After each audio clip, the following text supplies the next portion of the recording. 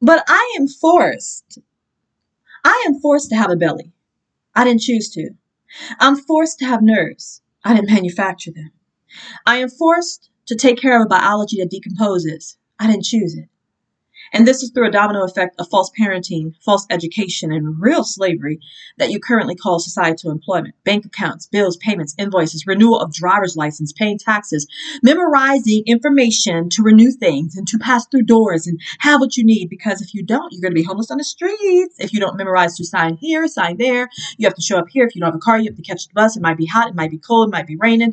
You got to take off days. You have to do this. You have to do that. You got to clean and cook too. You got to eat. You got to wash. You got to bathe. You got to take care of a decomposing body that gives you no will to live when it gets really ugly. And God forbid someone takes advantage of it by persecuting you and doing domestic violence.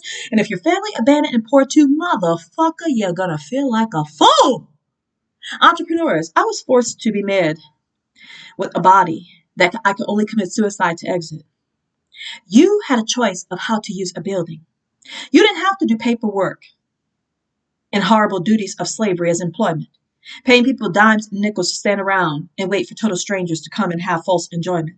You could have done mass production and self distribution, and you could have set things up to be really educational for people to do conscientious production, a conscientious collective contribution, which means using their mind properly, not taking advantage of people's bodies.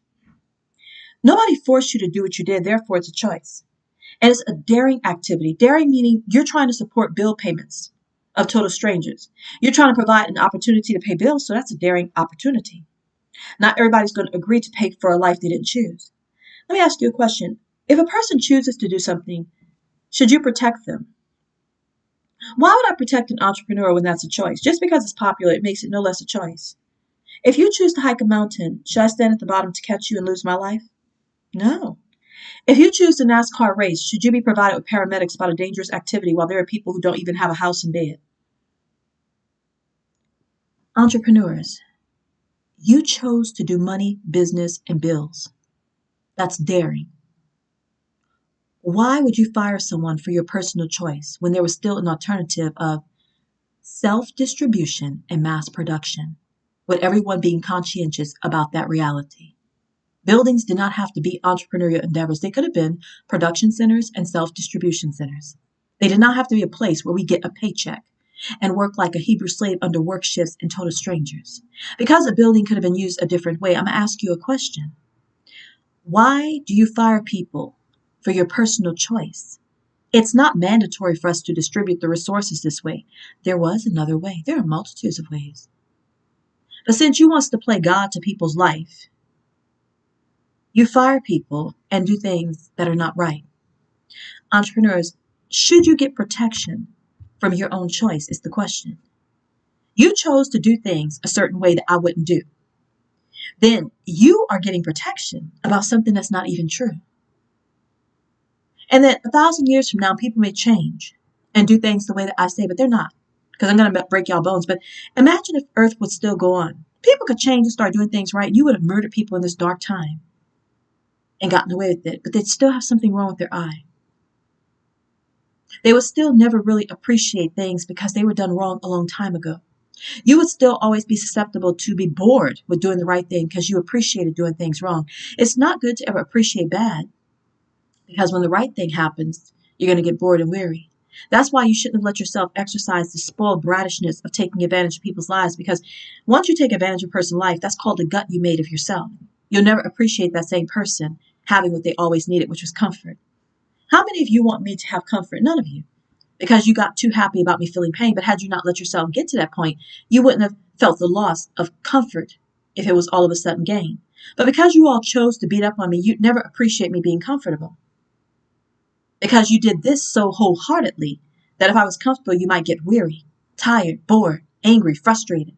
Because you developed a situation in which you appreciated me suffering as an innocent victim unnecessarily just because it could happen. See, entrepreneurs, that's why I have to electrocute you.